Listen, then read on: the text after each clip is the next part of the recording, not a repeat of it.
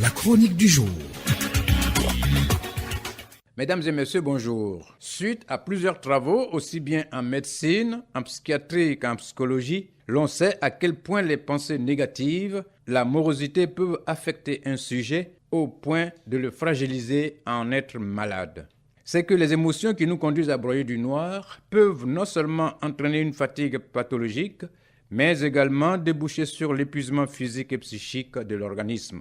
Il est aujourd'hui admis que nous pouvons mettre à mal notre santé, nous rendre malades à force de ressasser nos problèmes, nos difficultés, nos soucis. C'est pour prendre le contre-pied de cette approche que le psychologue pharmacien français Émile Coué, au XXe siècle, a mis au point la méthode qui porte son nom et qui consiste à répéter quotidiennement 20 fois, tous les jours, à tout point de vue, je vais de mieux en mieux. Ce fut en quelque sorte le début de l'analyse de la pensée positive sur l'organisme. Après Coué et sa méthode qui a traversé bien des frontières, plusieurs travaux ont porté sur l'impact des émotions positives. Une des hypothèses de travail, entre autres, fut de savoir si les optimistes vivent plus longtemps. Une étude américaine s'est fondée sur une série de tests en vue d'estimer la santé des citoyens américains âgés de 45 à 84 ans.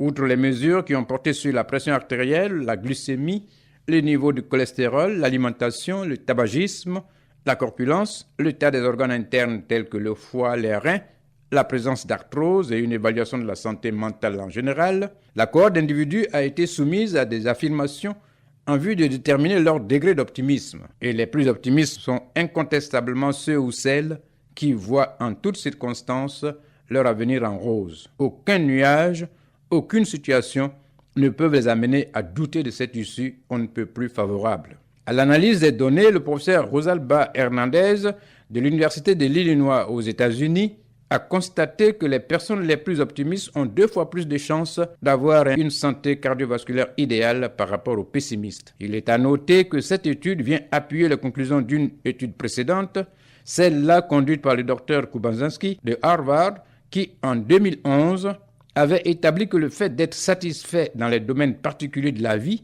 à savoir le travail, la famille, la vie sexuelle, cela réduisait le risque de maladies cardiovasculaires et cela indépendamment des facteurs de risque traditionnels. Il est à noter que 2 ans auparavant, en 2009, l'universitaire américaine, le Dr Hilary Tendell, avait noté elle aussi, après avoir observé près de 100 000 femmes âgées d'au moins 45 ans, que les optimistes avaient un risque de décès réduit, toutes causes confondues, de 14%. Cette réduction s'élevait à 30% pour les mortalités consécutives à une cause cardiovasculaire. Pour le professeur Hernandez, l'impact positif de l'optimisme sur l'organisme serait dû en partie au comportement individuel. L'auteur relève en effet que les optimistes ont une tendance à être moins gros, plus actifs physiquement et ils ne fument pas. Certes, il reste encore du chemin à parcourir pour comprendre véritablement le phénomène des émotions positives sur notre organisme et de pouvoir répondre avec certitude si l'optimisme prolonge la vie. Néanmoins, en attendant, le professeur Hernandez nous suggère ceci. À la fin de la journée, il nous faut identifier 3 bonnes choses, petites ou grandes, qui sont arrivées dans la journée, identifier nos points forts et les mettre en pratique, pratiquer la relaxation et la méditation en pleine conscience, exprimer sa gratitude pour ce que l'on a, apprendre à dire merci et savoir donner aux autres. Un programme somme toute accessible qui ne coûte rien d'essayer, n'est-ce pas? Bonne journée et à mercredi prochain. La chronique du jour.